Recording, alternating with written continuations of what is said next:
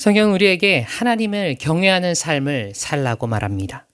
그리고 하나님을 경외하기 위해서는 하나님에 대한 두려움이 있어야 한다고 말하죠. 나의 삶이 코람데오의 삶, 하나님 앞에서 살아가는 삶이었는지, 또 한 주를 살아갈 때 하나님 앞에서 내가 살아갔는지 우리가 함께 돌아보기를 축복합니다. 우리가 하나님을 경외하기를 원하는데 하나님을 경외하는 자는 어떤 사람이었는지 기억하시나요? 지난 설교에서 하나님을 경외하는 자는 부르짖는 자라고 말씀드렸습니다. 그리고 부르짖는 자이고 또한 용서받은 자라고 말씀드렸습니다. 그리고 우리의 죄를 용서하시는 분은 오직 하나님 아버지시고 우리를 속량하신 분이 바로 하나님이라는 것도 여러분은 들으셨습니다. 경외하는 자가 결국은 하나님의 사랑을 받게 된다라는 사실을 믿으시기 바랍니다. 하나님을 경외하는 마음은 아주 오랫동안 내려왔던 하나님의 명령이었습니다. 그 시작이 어디일까요? 하나님께서 이스라엘 백성들에게 십계명을 주시면서 그들의 마음에 경각심을 심어주셨습니다. 하나님이 모세에게 주셨던 십계명, 그리고 이스라엘 백성들에게 내려주셨던 그 십계명의 가장 첫 번째 되는 계명이 무엇일까요? 네, 첫 번째는 너는 나 외에는 다른 신들을 내게 두지 말라라는 말씀입니다. 하나님께서는 하나님의 피조물들이 자신 외에 다른 신들을 마음에 두지를 않기 원하셨습니다. 심지어 출애굽기 34장 14절에서는 하나님을 질투의 하나님이다 라고 표현할 정도로 강하게 명령하고 계시죠. 하나님을 경외하는 자는 하나님에 대한 두려움을 가진 사람을 뜻하는데, 우상 숭배를 하는 사람이란 하나님의 분노를 사게 되는 일이라는 것입니다. 이는 하나님을 두려워하지 않는 사람의 행동이죠. 하나님을 경외하지 않는 사람의 행동입니다. 오늘 제 설교의 제목은 우상 숭배를 피하라입니다. 오늘 본문인 고린도전서 10장의 말씀을 통해서 바울이 어떻게 권면하고 있는지, 그리고 그 권면은 오늘날 우리에게 무엇을 말해주고 있는지 함께 살펴보도록 하겠습니다. 본문에서 말하고 있는 우상 숭배를 피하라라는 말씀은 가장 먼저 14절에서 오늘 본문에서 먼저 얘기하고 있는데, 우리는 우상 숭배에 대해서 어떻게 생각하고 있을까요? 여러분 스스로 되돌아보기를 축복합니다. 나에게 있어서 우상은 어떤 것이었는가? 또 어떤 것들이 내가 우상으로 삼아왔는가? 그리고 그 우상을 내가 어떻게 숭배했는가를 점검해 보아야 할 것입니다. 우리의 우상이 무엇인지 알아야 우리가 우상 숭배를 멈출 수 있지 않을까요? 그래서 바울은 우리에게 우상이 무엇인지 알려주고자 합니다. 그 첫 번째입니다. 우상이 무엇인가? 우상의 의미가 무엇인가? 가장 첫 번째를 말하고 있습니다. 오늘 본문 중 19절부터 21절까지입니다. 조금 긴데 함께 합독하도록 하겠습니다. 시작. 그런즉 내가 무엇을 말하느냐? 이왕이니 제사하는 것은 귀신에게 하는 것이요 하나님께 제사하는 것이 아니니 나는 너희가 귀신과 교제하는 자가 되기를 원하지 아니하노라. 주의 잔과 귀신의 잔을 겸하여 마시지 못하고 주의 식탁과 귀신의 식탁에 겸하여 참여하지 못하리라. 아멘. 오늘 본문의 끝부분입니다. 성경이 말하는 우상의 의미, 그리고 바울이 말하는 우상의 의미는 이 본문을 통해서 알아볼 수 있습니다. 바울이 우리에게 이렇게 말하고 있습니다. 우상의 제물이 무엇이고 우상이 무엇이냐면 이방인이 제사하는 것을 뜻한다. 귀신에게 제사하는 것을 뜻한다. 이는 이방인이 귀신에게 제사하는 것이고 하나님께 제사하는 것이 아니라는 뜻이죠. 결국 더 나아가서 너희가 귀신과 교제하는 자, 우상 숭배자가 되지 않기를 축복한다 라고 말하고 있습니다. 바울은 우상에 대해 말하면서 그 의미를 우리에게 알려주고 있는 본문입니다. 그렇다면 여러분께 질문 드리겠습니다. 본문에서 나오는 우상의 의미가 무엇입니까? 도대체 우상이 무엇이길래 이렇게까지 우상을 조심하라고 얘기하고 귀신에게 제사하는 행위라고 말하고 있는 것일까요? 먼저 우상이라는 단어를 국어 사전에서 찾아보면 신처럼 숭배의 대상이 되는 물건이나 사람을 뜻합니다. 이렇게 정의하고 있죠. 우상이라는 단어를 영어로 아이돌이라고 합니다. 우리가 굉장히 많이 들었던 단어죠. 그렇다면 성경은 우상에 대해서 무엇이라고 설명하고 있을까요? 19절에서 나오는 단어는 확인해 볼 필요가 있습니다. 그런데 19절을 보시면 우상이라는 단어만 나오는 것이 아니라 우상의 제물이라는 단어도 같이 나오고 있습니다. 두 단어를 함께 보면 원어로 에이돌론이라는 우상과 에이돌론 뒤톤이라는 우상의 제물이라는 단어가 쓰여 있습니다. 그리고 그 뜻은 에이돌론, 경배를 위한 형상, 이방신을 뜻하고 에이돌론 뒤톤은 우상에게 바쳐지는 제물, 사람이나 죄물을 뜻하죠.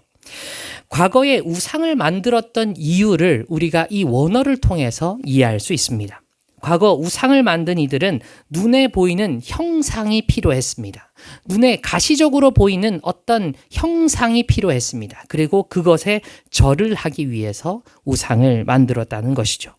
자신의 삶이 잘 살아가고 옳게 살아가기 위해서 신에게 경배하고 빌어야 하는데 그들의 눈에 여호와 하나님이 눈에 보이지 않았다는 것입니다. 지도자도 눈에 보이지 않자마자 그들은 가시적으로 보이는 대체할 무언가를 만들게 되었습니다. 그리고 그것을 통해 그들의 마음의 충족을 얻었죠. 그렇게 우상을 가지게 되면 그때부터 우상에게 바쳐지는 제물이 필요합니다. 인간의 마음을 빼앗기 위해서 우상은 미혹하게 되는데 미혹한 대상에게 욕망을 채워주고 그 대가를 받는 것이 바로 그 제물이라는 것이죠. 하나님께서 십계명 중에 가장 먼저 하신 말씀이 뭐라고 했죠? 나 외에 다른 신들을 내게 두지 말라라는 명령이었습니다. 이는 가장 우선되는 명령이자 모든 그리스도인들이 기억해야 할 말씀이기도 하죠. 본문은 우리에게 우상과 우상의 제물은 이방인, 즉 하나님을 믿지 않는 자가 귀신에게 제사를 드리는 그것과 같다고 말하고 있습니다. 이렇게 우상에 대해서 강한 경고를 날리고 있죠. 당시 바울이 고린도 전후서를 썼던 시기에는 그 당시에 수많은 이방신들이 넘쳐났다고 합니다. 특히 고린도 지역은 로마 제국의 항구 도시였기 때문에 다양한 신전이 있었고 여러 가지 신들이 있었습니다. 그리고 그곳에서 우상 숭배가 이루어지고 있었는데 그곳엔 우상 숭배가 죄로 인식되지 않았고 비인격적인 행위들이 그들의 쾌락을 채워주고 있었다는 것이죠. 우상을 숭배하기 위해서 그들은 부도덕적이고 비인격적인 행위들을 많이 행했습니다. 그리고 그곳은 그 죄로 인해서 점점 타락하고 악해지기 시작했습니다. 우상 숭배를 시작으로 그곳에 있는 이들은 결국 더러운 인간의 본성에 욕망에 침취해 버렸던 것이죠. 즉 우상은 자신의 쾌락, 나의 만족에 집중하는 것을 의미합니다. 우상의 의미는 나의 만족, 나의 쾌락을 채우고 만족시키는 것, 집중하는 것을 의미하는 것을 생각하시기 바랍니다. 우리는 우상숭배라는 말을 들으면 뭔가 금송아지나 어떤 금으로 만든 조각상 앞에서 절하는 것을 생각합니다. 그런데 과거는 그렇게 했습니다. 과거는 어떤 금으로 만든 어떤 조각상 앞에서 절을 하고 숭배하고 노래하고 했습니다. 그런데 지금 시대를 살아가는 우리에게 우상 숭배하는 사람들이 그 우상 앞에서 절을 할까요? 그렇지 않습니다. 이것은 우리가 우상의 의미를 알아야 한다는 것이죠. 우리가 생각하는 우상의 의미, 우상이라는 어떤 조각상을 우상으로 삼는 것이 아니라 우리가 생각하는 우상이 무엇인지 그 의미를 기억해야 합니다. 우리를 유혹하는 우상이 우리의 생각보다 훨씬 가까이 있다는 것을 아시나요? 우리 스스로 여러분들을 만족시키는 모든 것들이 이 시대에 나타난 우상이라는 것입니다. 여러분들을 만족시키는 것이 무엇인가요? 누군가는 돈을 통해 만족감을 느낍니다. 그리고 돈을 우상화합니다. 그리고 누구는 권력을 우상으로 삼죠. 또 누군가는 자신이 이룬 성취, 성공을 우상화하기도 합니다. 근데 요즘은 이 이름 자체도 우상이라는 이름을 가진 아이돌이라는 사람들이 존재합니다. 아이들이 아주 열망하는, 젊은 사람들이 아주 추종하고 따라다니고 그들을 위해서 내 모든 것을 내던질 정도로 집중하고 있는, 나를 행복하게 만들어주는 아이돌이라는 것이 존재하죠. 그런데 여기서 우상이 멈춰져 있지 않습니다. 2023년에 돌아가신 위대한 영적 지도자이자 기독교 변증학 교수였던 팀 켈러라는 목사님이 있습니다. 그 목사님이 쓴 책 중에 내가 만든 신이라는 책이 있는데, 이 책에서 우상에 대해서 이야기합니다. 그런데 제가 이 책을 읽으면서 조금 당황스러운 단어가 있었어요. 그게 무엇이냐면 우리의 사랑도 우상이 될 수 있다라고 얘기하시는 거예요. 그게 뭐냐면 남을 위해서 사랑하는 것이 아니라 나를 위한 사랑은 결국 그게 우상이 된다는 것입니다.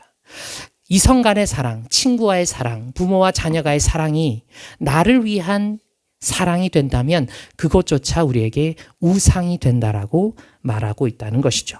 이처럼 우상이라는 것은 과거와 다르게 현실에서 우리가 느끼는 모든 만족, 영적인, 정신적인, 육체적인 만족을 우상이라고 본다는 것입니다. 물론 과거에서도 교만이나 영적 우월감 같은 정신적 만족으로 우상을 삼기도 했습니다. 그러나 대부분 우상 숭배란 어떤 조각상, 금으로 만든 조각상에게 절하는 것을 말했죠. 그러나 지금 시대를 살아가는 우리는 다른 우상의 의미를 기억해야 합니다. 그렇다면 성경은 왜 우상을 조심하라고, 우상 숭배를 피하라고 말씀하는 것일까요? 우상이 도대체 우리에게 어떤 위험이 되길래, 어떤 위협이 되길래 우리에게 우상 숭배를 피하라고 성경이 말할까요? 오늘 설교의 두 번째입니다. 우상이 위험한 이유. 육에 속한 자로 살아가기 때문입니다. 오늘의 말씀 중 18절을 함께 읽어보도록 하겠습니다. 시작. 육신에 따라 난 이스라엘을 보라. 재물을 아니냐. 아멘. 그렇습니다. 성경은 우리에게 우상 숭배하는 것이 바로 육신에 따라 난 이스라엘 백성과 같다고 설명하고 있죠. 그리고 재물을 먹는 자들이라고 표현하고 있는데, 이해를 돕기 위해서 제가 짧게 설명을 드리겠습니다. 당시 고린도 교회는 우상 재물을 먹는 행위에 대해서 된다 안 된다에 대한 논쟁이 있었습니다. 정확하게 어떤 논쟁이었냐면, 어떤 음식이 있을 때 이 사람들과 같이 먹는 자리에서 이 음식이 있습니다. 같이 먹으시죠 라고 얘기를 했는데, 사실 이 음식은 다른 신전에서 제사 드릴 때 썼던 음식입니다. 그런데 음식이 남았으니 우리 함께 먹읍시다 라는 얘기를 들었을 때 교회 다니는 사람들이 그것을 먹어도 되냐 되지 않느냐, 이거에 대한 논쟁이었다는 것이죠. 그때 당시에 바울은 뭐라고 했냐면, 음식은 더럽지 않다. 음식은 그냥 깨끗한 음식일 뿐인데 내가 먹음으로 인해 다른 이들의 마음에 오해와 시련이 들어가게 된다면 나는 먹지 않을 것을 권면한다. 이렇게 대답을 했습니다. 이런 내용인데 본문 말씀으로 돌아와서 육신에 따라 난 이스라엘이라고 표현하는 이는 육신의 욕심, 육신의 생각에 매여서 그에 따라서 행동하는 사람들을 의미합니다. 이들은 재물을 먹는 것을 제단에 참여하는 것으로 생각했다라는 것이죠. 우상숭배의 음식을 먹으면, 우상숭배 때 썼던 재물을 먹으면 우상숭배한 그곳에 참여한 것과 같다라고 생각했다라는 것입니다. 본문 18절에서 말하는 육신에 따라라는 표현은 원어로 육체, 몸을 뜻하는 사르크스라는 단어와 어디 아래, 어디에 맞춰서라는 뜻하는 카타라는 단어가 사용됐습니다. 즉 그들이 육신의 아래에 있었다. 육신의 기호에 맞춰서 행동했다. 그렇게 살아가는 이스라엘 백성을 뜻한다는 것이죠.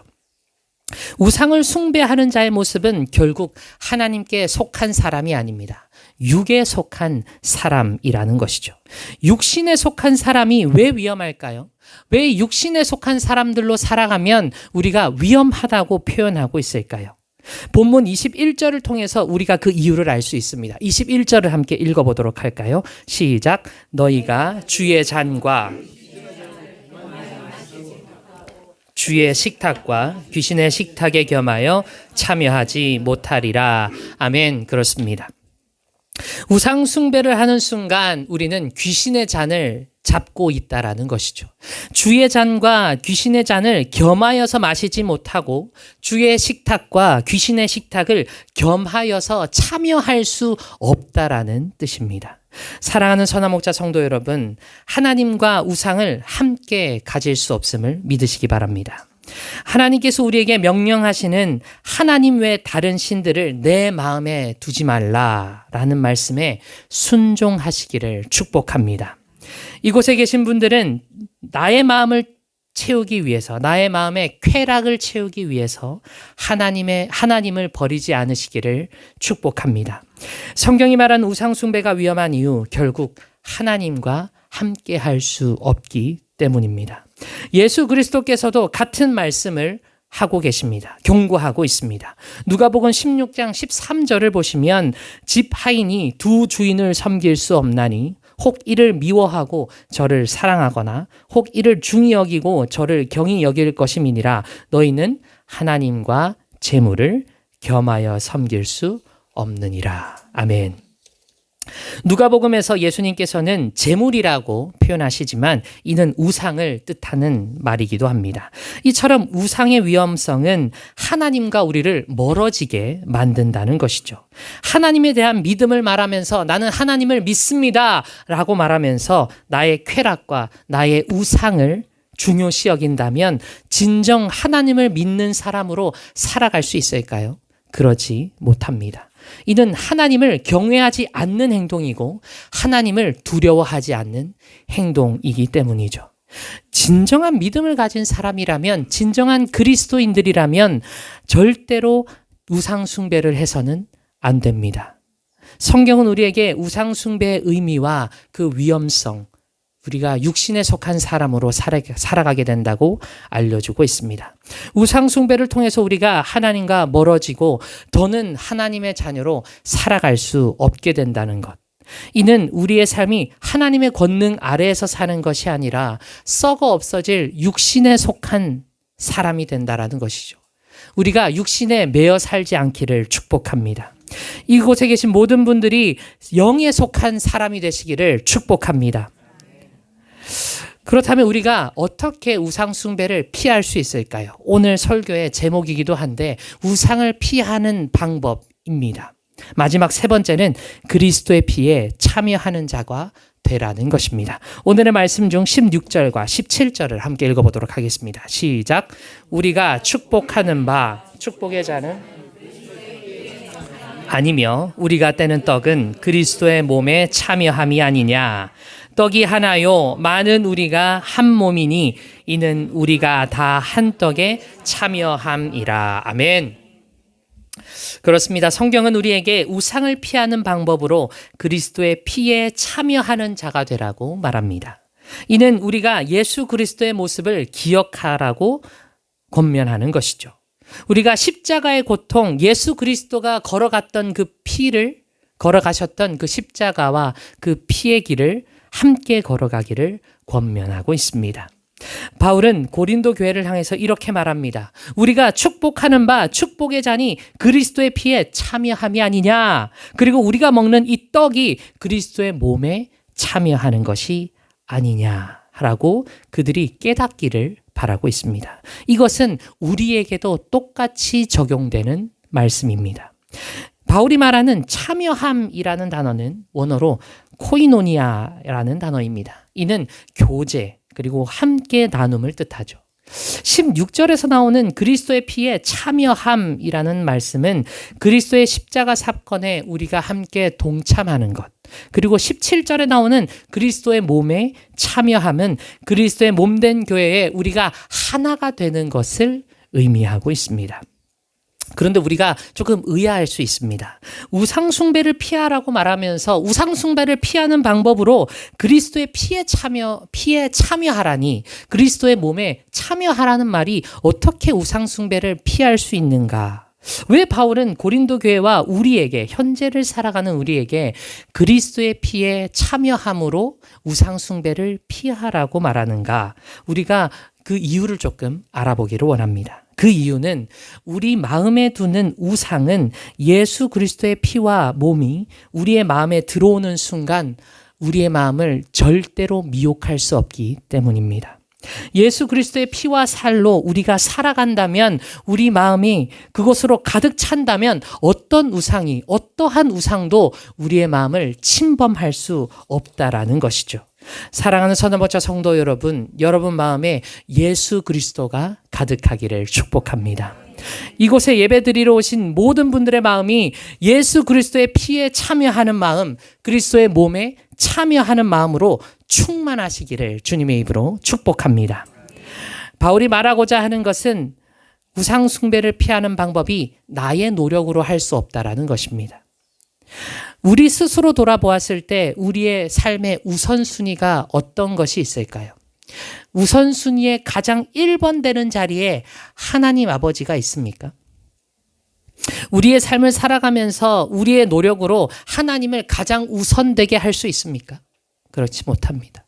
우리는 죄인이기 때문에 그렇게 할 수 없습니다. 우리를 합리화하면서 하나님을 두 번째, 세 번째로 미룹니다.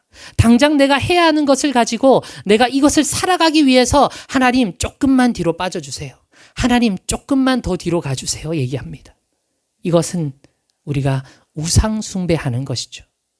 우리가 하나님을 우선순위에서 뒤로 미루지 않기를 축복합니다.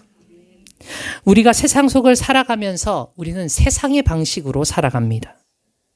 그래서 그리스도의 피와 몸에 참여하는 것이 쉽지 않습니다. 사회생활을 하면서 하나님의 자녀로 살아가는 것이 쉽지 않은 것처럼 이것은 방법론적인 접근이 아닙니다. 우리의 마음을 내려놓는 결단이 필요하다라는 것이죠. 우리가 살아가면서 수많은 우상의 유혹을 받으면서 살아갑니다. 지금도 심지어 받고 있죠. 그것이 돈이기도 하고 성공이기도 하고 쾌락이기도 하고 안락함이기도 합니다. 어떤 것이든 우리의 마음을 뒤흔들고 하나님을 우선순위에서 뒤로 옮기게 하는 것은 우리로 하여금 우상 숭배하는 것임을 기억하시기 바랍니다. 하나님을 경외하는 것보다 더 좋은 것이 있다라고 누군가가 어떤 물건이 어떤 것이 나를 유혹한다면 이것이 우상이구나. 내가 이것을 받아들이면 우상 숭배하는 것이구나 라는 것을 인정하시기 바랍니다. 하나님 아버지께서 우리의 눈에 보이진 않습니다. 가시적으로 우상은 눈에 보이지만 하나님은 우리의 눈으로 볼 수 없습니다. 그러나 우리의 마음에서 함께하고 계십니다. 하나님께서 우리보다 크신 분이시고 더욱 강하신 분이시기 때문에 하나님 아버지는 우리와 온전히 함께 하시는 분이십니다. 아멘. 하나도 아멘으로 대답하는 것 같습니다. 사랑하는 선한 목자 여러분, 우상 숭배를 피하기 원하십니까? 우리의 마음을 만족시켜주는 것보다 하나님을 경외하는 것에 집중하고 싶으신가요? 아멘. 우리의 육체가 원하는 삶이 아니라 나의 영혼이 원하는 삶을 살아가시기를 주님의 이름으로 축복합니다. 말씀을 마무리하려고 합니다. 우리의 삶은 우상으로 넘쳐났습니다. 우리가 그 우상 속에서 살아가고 있습니다. 그러나 그 속에서 하나님의 자녀로 살아가는 방법은 우리의 마음에 우상이 들어올 자리를 만들지 않는 것입니다. 우상을 피하는 방법은 나의 마음에 예수 그리스도로 가득 채우는 것임을 기억하시기 바랍니다. 만약 우리 마음에 우상이 자리가 잡히게 된다면 하나님의 자리가 더 이상 없습니다. 여러분들의 마음에 하나님께서 들어갈 자리가 없다라는 것이죠. 우리가 이것을 피하고 예수 그리스도로 가득 채우고 살아가기를 주님의 이름으로 축복합니다.